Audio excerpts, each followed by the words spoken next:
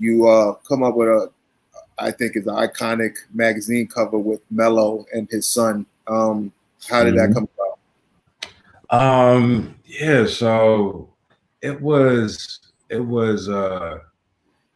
started as an idea.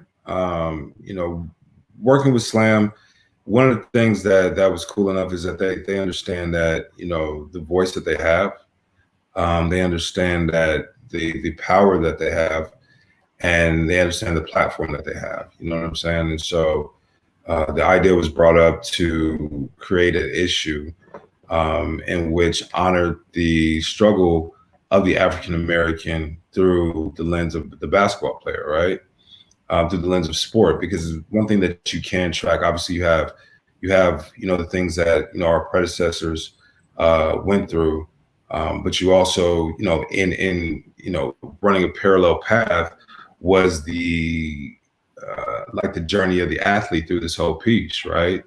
And that journey is so continuous, is continuing even to this day, right? So you look at what Bill Russell went through, you look at what Kareem went through, you look at what Spencer Haywood went through, you look at what Mahmoud Abdul-Rauf went through, you look at what Craig Hodges went through, you look at what Cheryl Swoops went through, right? And so we were, and then up until really what this modern day activism looks like, and really the trailblazer, no pun intended, for that was Carmelo, right? There wouldn't, I would actually argue that there wouldn't be a cap if there wasn't for Melo. You know what I'm saying? Melo was the first person, the first superstar to take a stand and go, yo, this isn't right. You know what I'm saying? He went out there and he was protesting in Baltimore. I remember the first thing that he said was, he wrote a post like, yo, I can't sleep if I don't say nothing. You know what I'm saying? And that caught on, and then it made it okay to be an activist, to use your voice and use your platform for something other than, selling sneakers. You know what I'm saying?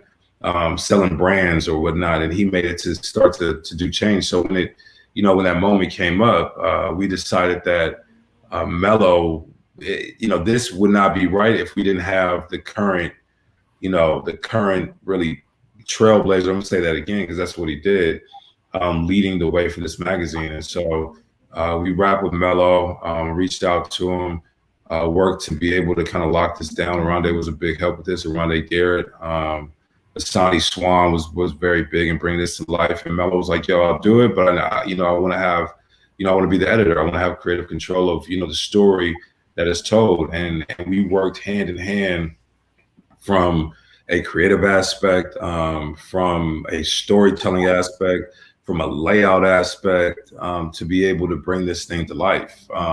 Atiba was the photographer who took the photos, and when we saw those photos, we were like, yo, one thing that Melo said, he was like, yo, this thing needs to be powerful. It needs to be Slam's, he's like, his words is like, it needs to be Slam's take on like Time magazine. It needs to be like that. It has to be something different, that's powerful, that's iconic. And he was like, it's not for me. He's like, it's for the generations to come. You know what I'm saying? Like the changes that come now aren't necessarily going to affect us. They're going to affect our kids, our children, our kids' kids. And so to be able to put that together with him and Cayenne, so we came up with this idea, and it just ended up coming to life. I mean, the team captured some great photos, and that ended up becoming what I think will end up being an iconic cover that really takes this moment and immortalizes it. And so it was great, and he supported it. It was on Good Morning America.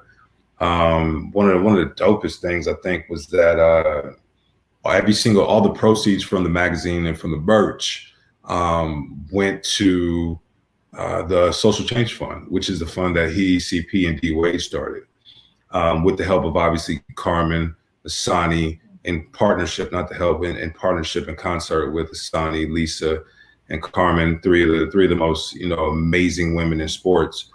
And every single proceed, every dollar that was made, not even production, we didn't even, what I'm saying, like we covered the cost of production, and all the dollars went to Social Change Fund. And I think that was fantastic.